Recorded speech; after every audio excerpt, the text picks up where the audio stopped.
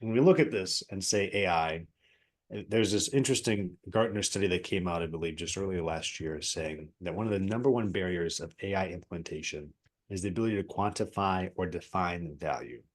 And this is difficult, right? Because it has to take this realm of knowing both the technical and the feasibility aspect of it, but also being able to say, what's the financial impact of it? And we mentioned this before, the bottom line, the top line, and I add this other component is risk.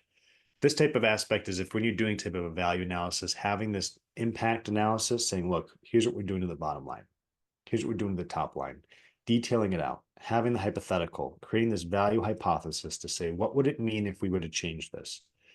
Because ultimately, the only real way that you can see the actual value change is by doing a pre-state and a post-state, saying this is what we were at, this is where we are now. We can measure the difference between the two.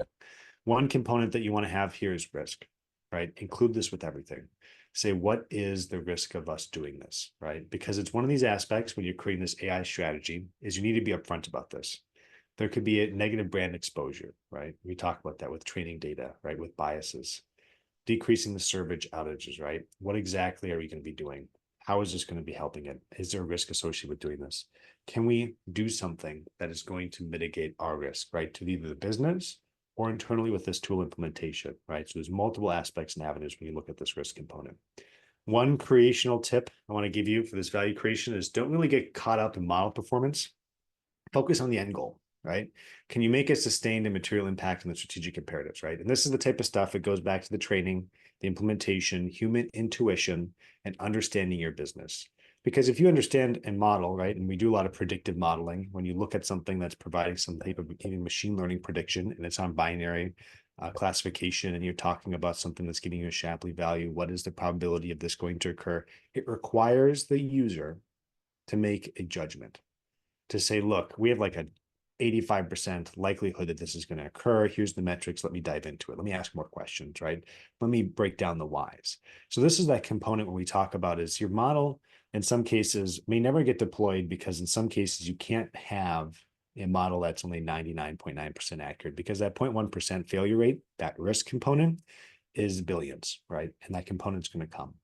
If something is looking at projection of customer churn, and you're saying, well, our model is 85% accuracy, well, then it requires training and intuition with the customer and the user to say, this is what we can provide you. But by the way, you need to take and ask the right questions. What components are going into it? And have explainability, because explainability with anything in the value world is needed because you're always going to come under scrutiny and they're going to ask all these questions about why is this going to occur.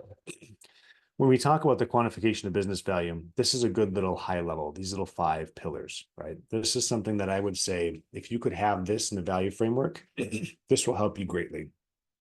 Having those business objectives, as we mentioned, how does it align? Maximizing that return on investment. This just goes back to that feasibility versus value index.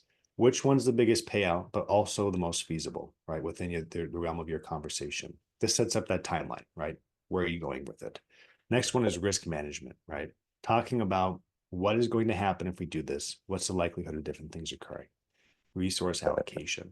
This is very important because right now, everyone's trying to do more with less. And we see this race with companies to try to buy as many GPUs as possible. And they're doing that for their own purposes, testing, creation, models, things like that. But internally, what exactly are you going to be doing, right? What can you do internally with what you have today? Because you can't go say, we're going to go buy, 100 NVIDIA H100s, right? The economy of that is just very unfeasible, especially at the price of them being like, I think 30 grand, 40 grand, right? Someone can look it up and check that, but it's expensive, right? And the next one is this significant component I like driving home is continuous improvement.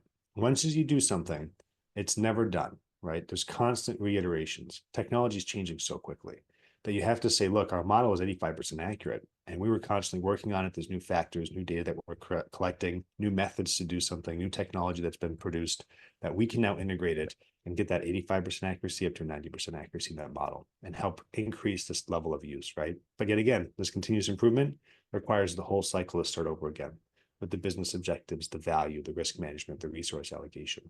So these are key components to ask yourself and to have detailed explanations for, right? I wish there was a way that you could just have 1 page and 5 bullet points to explain this all, but we're talking about organizational wide change, right? This is what these AI strategy assessments are doing. This is what's happening with these type of initiatives.